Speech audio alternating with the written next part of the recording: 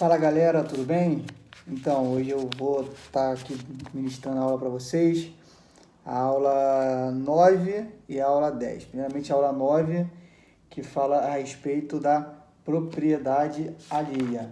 O texto áureo está em Êxodo 20:15, que diz o seguinte: não furtarás. A gente vai falar hoje sobre esse mandamento, que é o não furtarás. A princípio, deixando uma coisa aqui já como plano de fundo dessa lição, é que Deus é dono de tudo. E sendo dono de tudo, Ele nos deu o direito de possuir bens.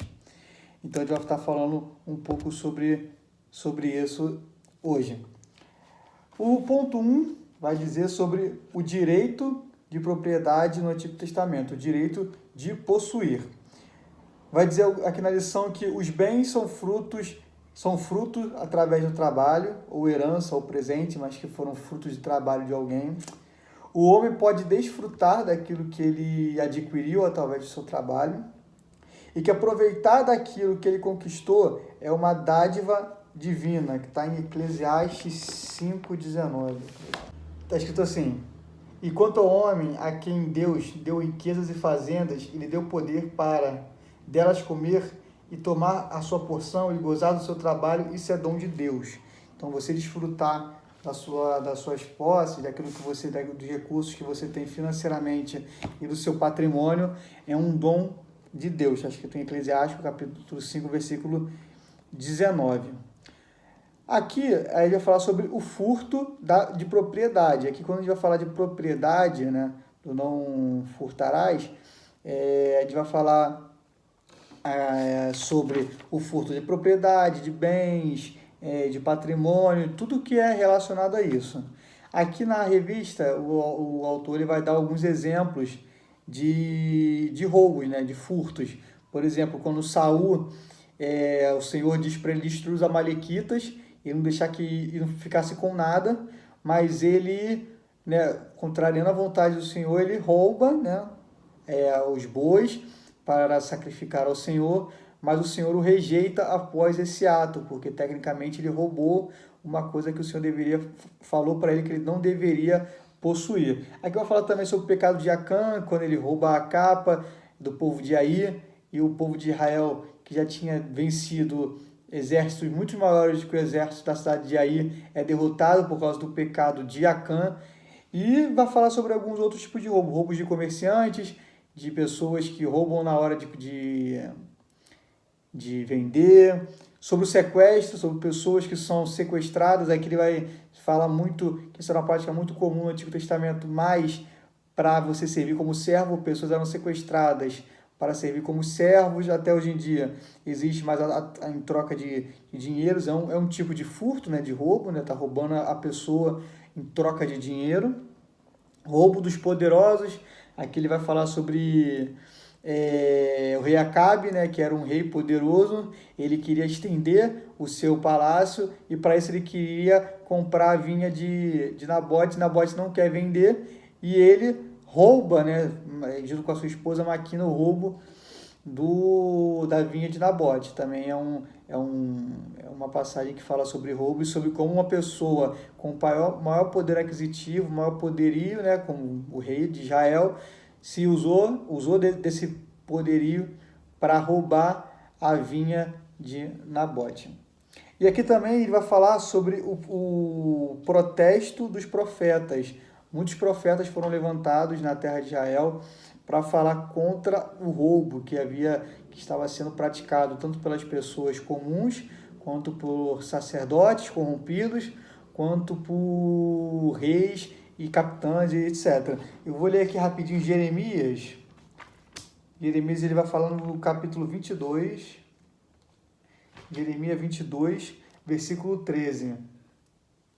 Diz o seguinte: ai daquele que edifica a sua casa com justiça e os seus aposentos sem direito, que se serve do serviço do seu próximo sem a paga e não lhe dá o salário do seu trabalho.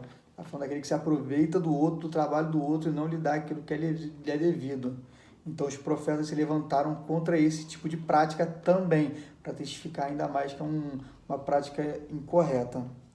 O ponto 2 vai falar sobre os furtos no Novo Testamento.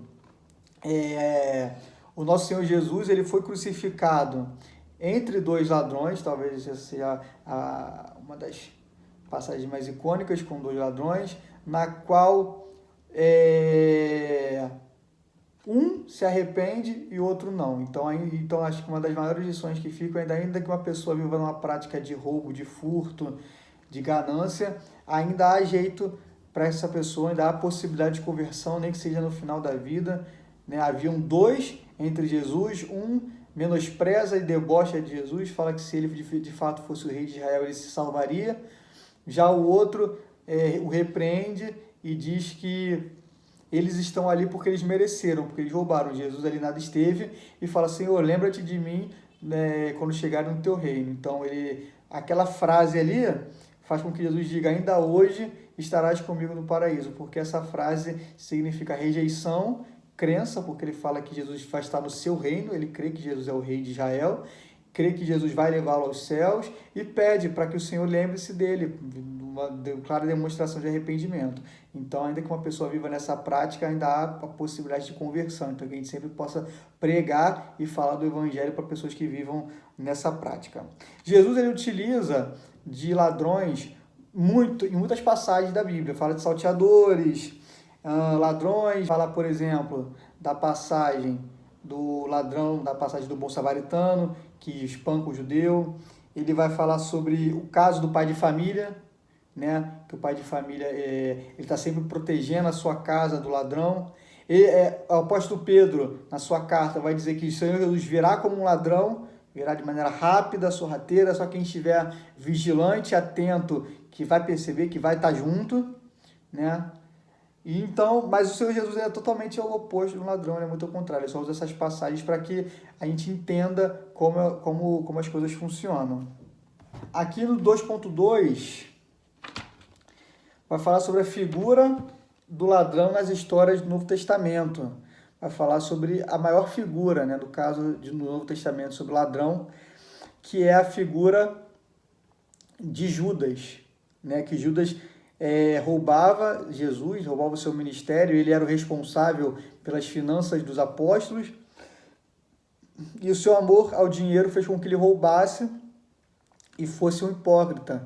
Tanto que quando a mulher derrama o bálsamo sobre Jesus, ele fala que aquele bálsamo deveria ser vendido e dado dinheiro aos pobres, mas a sua intenção do seu coração não era o dinheiro aos pobres, era assim poder surrupiar o dinheiro de Jesus. Essa aqui é a verdade. E o seu amor ao dinheiro era tão grande que ele vendeu o Senhor Jesus por 30 moedas. Talvez essa seja a maior figura, né, de ladrão, de furto no Novo Testamento, mais marcante, com certeza. E o final de Judas, ele cometendo suicídio sem arrependimento, que é o pior. No ponto 3, vai falar sobre questões relacionadas ao furto, né, no nosso tempo, que fica mais evidente ver como nós estamos cercados, né, de possibilidades, né, de furtar, né, ainda sendo pessoas comuns. Isso é muito acessível, digamos assim, né? Eu vou dar um exemplo aqui. Por exemplo, sonegar imposto. A sonegação de imposto. Ainda que muitas pessoas digam como desculpa, mas o Estado é muito rico, os impostos são muito altos, de fato o Estado é rico, de fato o imposto ele é muito alto, mas nós, como cristãos, né, devemos dar a César o que é de César e a Deus o que é de Deus.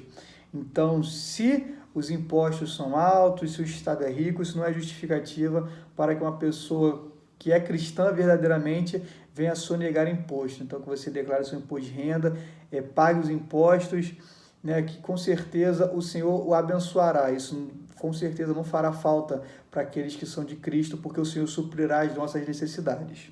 Amém. E vai falar também sobre a avareza que significa o apego excessivo ao dinheiro. Olha o que Jesus disse. Jesus disse que onde estiver o seu tesouro, ali também estará o seu coração. Então, se o seu amor for ao dinheiro, o seu coração vai estar todo direcionado ao dinheiro. E o apóstolo Paulo vai dizer uma frase bem forte, que é o amor ao dinheiro é a raiz de todos os males. De fato, nós não conseguimos fazer nós conseguimos fazer pouca coisa sem dinheiro, né? Nada de graça, roupas não são de graça, comida não é de graça, de fato nós precisamos do dinheiro, nós precisamos do recurso financeiro para sobreviver, né? Mas nós não devemos ter o amor ao dinheiro, nós não devemos colocar o dinheiro como um poste ídolo em nossos corações, e nós devemos sempre, óbvio, né, buscar o recurso de maneira lícita, através do nosso trabalho, através do nosso suor, através daquilo que o Senhor tem colocado para nós fazermos, e com certeza o Senhor nos abençoará. E como conclusão, né, até da revista também, diz o seguinte: furtar é uma possibilidade muito próxima. Às vezes a gente tem um olhar como que só quem furta é o ladrão que está na rua com arma, ou aquele político que desviou verba, ele é ladrão, não sei o quê. Mas todo aquele que faz gato em casa, na sua luz, tem gato na sua internet, sonega imposto, dá volta, não paga a sua dívida, todos eles estão praticando contra esse mandamento, que é não furtar, porque você está se utilizando de um serviço de uma maneira indevida. Então, que a gente venha ter no nosso coração que isso é pecado. Às vezes que algumas pessoas tentam dizer, é uma forma da gente ter um acesso. Se nós não temos o recurso para adquirir tal serviço, bem ou material, não nos cabe fazer de uma forma ilícita para possuir. Então, furtar está muito próximo da gente, dos cristãos. Então, que a gente venha ter isso no nosso coração, ser vigilante, para que nos pequenos atos a gente não venha ser pego nessa falha. Agora nós vamos falar sobre a lição 10, que é falar somente a verdade. O texto áureo é: não dirás falso testemunho contra o teu próximo. Êxodo 20, versículo 16. O falso testemunho, ele traz uma série de pecados, uma série de coisas negativas com ele. Porque quando você fala um falso testemunho, consequentemente você está mentindo, a Bíblia até traz, você está difamando, possivelmente, caluniando, injuriando, está fazendo isso de malícia, você está insultando, ofendendo. Isso pode gerar na pessoa danos irreparáveis, até um ódio contra você. E isso também demonstra uma falta de amor ao próximo, uma falta de empatia com o próximo, uma falta de um coração solidário. Porque se você está mentindo, falando contra uma pessoa, uma mentira, é porque provavelmente a pessoa quer derrubar ela. Então, isso já consigo, o falso testemunho traz várias consequências. Aqui na revista diz que o falso testemunho macula o bom nome, né? Ela mancha o nome da pessoa, e ainda que seja uma mentira, às vezes para a pessoa reverter isso é muito difícil. E quando a gente fala sobre macular o bom nome, talvez isso na nossa geração não seja tão forte como deveria ser. Mas se você pensar no Antigo Testamento, o nome era a coisa mais preciosa praticamente que o homem tinha. Então, quando você manchava o nome, você praticamente manchava a história, e era uma coisa bem séria, até hoje, com certeza. Os efeitos do falso testemunho. Muitas pessoas perderam o ministério, perderam o emprego, o casamento, devido a falsos testemunhos. No Zoom, eu até vou falar sobre exemplos que eu conheço, né, de pessoas que perderam o ministério e emprego por causa do falso testemunho, pessoas que mentiram mentiram, e pessoas que sofreram consequências graves da mentira de outras pessoas. A fonte do falso testemunho, na grande maioria das vezes, a fonte do falso testemunho é a inveja. Pessoas que não conquistaram ou que têm algum tipo de inveja da outra pessoa praticam a mentira para tentar diminuir a outra pessoa. Então, uma das fontes do falso testemunho é a inveja. Como eu falei no ponto 2, ele vai falar sobre algumas coisas que vêm junto com o falso testemunho. A principal delas é a mentira. A mentira, que é uma prática, né, do diabo, na qual o Senhor Jesus dá a paternidade da mentira ao diabo. Então é uma prática totalmente condenável, que qualquer cristão, qualquer pessoa não deve praticar. Aqui na revista ele vai dar alguns exemplos de mentiras que alguns patriarcas contaram, como exemplo de como a mentira ou o falso testemunho, né, como um todo, são danosas. Aqui ele vai falar que quando Abraão chega à Mesopotâmia, ele mente, falando que a sua esposa Sara, na realidade, é sua irmã, né, por medo, né, de eles quererem matá-lo. E o Senhor fere a Faraó, e Faraó expulsa Abraão. A mentira de Isaac, né, e de Jacó, que foram praticamente as mesmas que a do seu pai. Isaac também fala que a sua esposa era a sua irmã com medo dos filisteus, né, os filisteus o repreendem, e Jacó mente para o seu pai, fingindo que é, na realidade, seu irmão Esaú, para ficar com a bênção, e em consequência disso, ele não mais vê a sua mãe, como consequência, e o seu irmão o jura de morte, eles ficam anos e anos sem se ver, ele tem que sair fugido. Então, aqui, para algumas poucas consequências. Algumas consequências.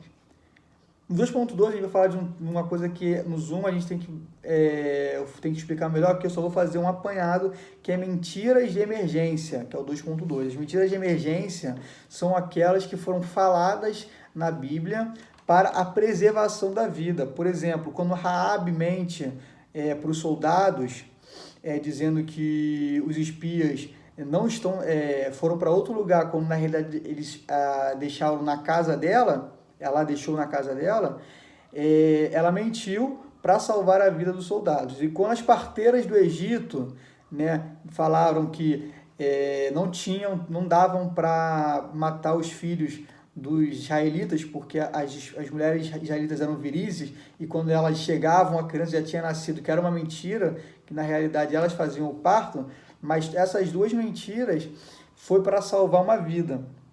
E aqui ele vai falar assim, um dos objetivos da lei mosaica é a preservação da existência. Entre falar uma mentira e proteger uma vida, ou falar a verdade e sacrificar uma vida, opta-se pelo valor maior. Contudo, essa é uma ética situacional e não de referência. Tá? O ponto 3. As mentiras no Novo Testamento, para falar sobre Ananias e Safira, que mentiram para o Espírito Santo, né? Que o diabo encheu o seu coração, que eles venderam o seu terreno e deram uma parte aos pés dos apóstolos, falando que, na realidade, aquele era o valor todo. Na verdade, aquela era uma mentira, porque eles queriam encher o seu ego, eles provavelmente viam outros irmãos fazendo isso, e então eles queriam fazer parte do meio ali, e eles mentem ao Espírito Santo, e a consequência é que os dois morrem, né? Então, fica aí mais uma da consequência do Novo Testamento, mostrando que a mentira é tão grave quanto no Antigo Testamento. Certo? E para concluir, né, a revista, óbvio, ela fala que nós devemos inibir o falso testemunho, né, que não é uma prática, uma conduta cristã, e que nós devemos somente falar a verdade e nada mais que a verdade, e que nós devemos ter isso no nosso coração, em nome de Jesus. Amém.